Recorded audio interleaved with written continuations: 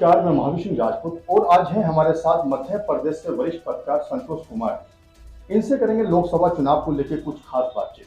संतोष जी, आपका हमारे चंद्र हलचल में स्वागत है। नमस्कार, सभी को नमस्कार। संतोष जी, हम आपसे जानना चाहेंगे, जिस प्रकार से मोदी जी कह रहे हैं कि 400 पार, क्या लगता है आपको? ये हास्यास्पद नारा है।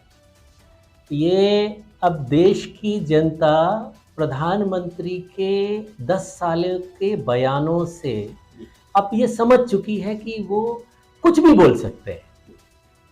कुछ भी मतलब? कुछ भी का मतलब ये कि जो रियलिस्टिक ना हो, सच से जिसका कोई संबंध ना हो, वो सिर्फ अपना परसेप्शन बनाने के लिए, अपना मौका साधने के लिए, अपना उल्लू सीधा करने के लिए वो कुछ भी बोल सकते हैं। और ये बात देश की जनता, लगता है कि देश की जनता अस्वीकार करेगी मोदी जी को? बेशक। और ये मोदी जी के शारीरिक भाषा से और उनके सारे भाषणों से ये बात रिफ्लेक्ट हो रही है कि वो पूरी तरह से बौखलाए हुए हैं, फ्रस्ट्रेटेड हो गए हैं और कुछ भी बोल रहे हैं। कोई उनका एक शब्द या सिर्फ आप आरोप लगा रहे हैं मोदी जी पे? मैं आरोप नहीं लगा रहा हूँ। उनके सारे भाषण, जितने उन्होंने पॉलिटिकल भाषण दिए हैं अभी चुनावी रैलियों में, उसको उठा करके देख लीजिए। वो एकदम निहायत असंवैधानिक, असंसदीय और हेट स्पीच के अंतर्गत आने वाली भाषा है।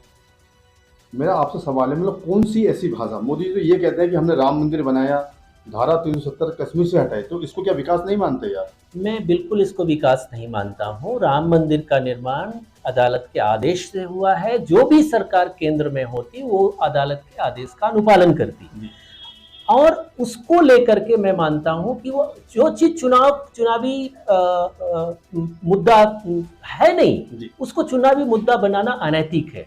वो मुद्दा सेटल हुआ है, एक बड़े विवाद का पटाक्षेप हुआ है अदालत के आदेश से, और देश के प्रधानमंत्री की जिम्मेदारी है, नैतिक जिम्मेदारी है, क्योंकि वो सिर्फ एक वर्ग का प्रधानमंत्री नहीं होता है। नरेंद्र मोदी सिर्फ हिंदुओं के प्रधानमंत्री नहीं है। इस देश के हिंदू, मुस्लिम, सिख, ईसाई, जैन, बौद्ध, पारसी, बहाई, सबके प्रधानमंत्री, सबके प्रति उनकी वही निष्ठा है। संविधान की शपथ लेकर के वहां बैठे हैं वो, इसलिए उनकी ये बात की वो आपस में ही उनको लड़ाने की कोशिश करें और अपना चुनावी एजेंडा इस तरह से सेट करें कि हेट स्पीच दें, एक दूसरे को लड़ाएं, हिंदू मुसलमान करें, ये गलत बात। तो आपको लगता है 370 ये मतलब मुद्दा बना हुआ है? 370 कोई मुद्दा नहीं है, समझ लीजिए। अगर 370 इतनी बड़ी उपलब्धि होती और इसको इतना बड़ा वो मानते, तो बीजेपी जाकर के कश्मीर में चुनाव लड़ती। तो बीजेपी के किसी भी लोकसभा चुनाव में बीजेपी अपना कैंडिडेट खड़ा करने की हिम्मत नहीं कर पाई। समर्थन दे रही है ना वहां पर? समर्थन किसको दे रही है? वो भी घोषित नहीं है। वो कह रहे हैं कि हम राष्ट्रवादी पार्टियों को हमारा समर्थन है। कौन है आप बताओ ना, कि किस पार्टी के साथ वहां आपका समझौता है और आपने क्यों वहां पर कैंडिडेट खड़े नहीं किए? एक सवाल और है, अहम सवाल है आपसे, कि मध्य प्रदेश में एक ओबीसी महासभा संगठन काफी उभर के सामने आया है और पिछड़ों की आवाज भी काफी समय से उठा रहा है वो, तो उससे कितना फर्क पड़ेगा, मतलब इस बार भाजपा को या कांग्रेस को? देखिए, मैं ओबीसी महासभा की पूरी लीडरशिप को बधाई देना चाहूँगा। ओबीसी महासभा ने बहुत सही समय पर समाज के सिर्फ पिछड़े वर्ग की बात ही नहीं, बल्कि दलितों की, आदिवासियों की, अल्पसंख्यकों की और पिछड़ों की समन्वित रूप से आवाज बुलंद की और बहुत ही तार्किक ढंग से उन मुद्दों को सतह पर लाया है। पॉलिटिकल पार्टीज का ध्यान खींचा है, अपने बड़े बड़े सम्मेलनों, आयोजनों और कार्यक्रमों से पॉलिटिकल पार्टीज के ऊपर दबाव बनाया है, लोगों का एजुकेशन किया है उन मुद्दों को लेकर के।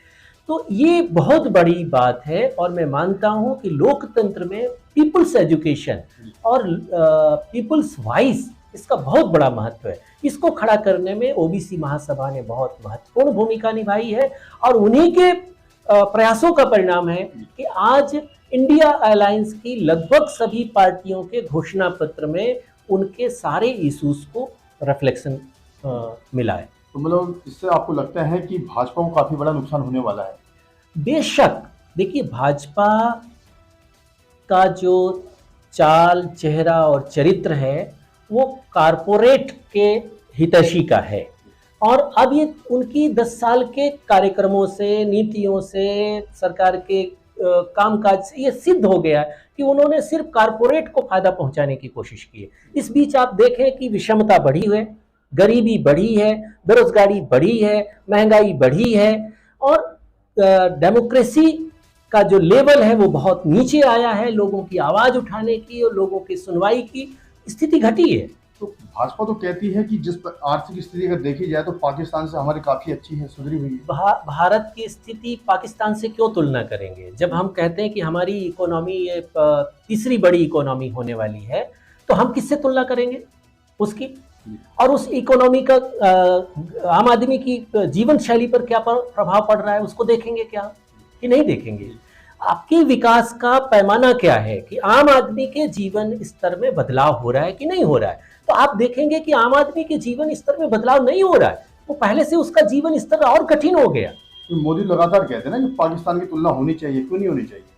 पाकिस्तान की तुलना किस बात पर होनी चाहिए? वहां एक रिलीजियस कॉन्स्टिट्यूशन है, हम एक धर्मनिरपेक्ष राष्ट्र है और वो एक पिद्दी सा मुल्क है जो ठीक से लोकतंत्र भी जहां नहीं, जहां कुछ समय सत्ता में सैनिक शासन होता है, कुछ समय चुनाव होता है, चुनाव भी उतना पारदर्शी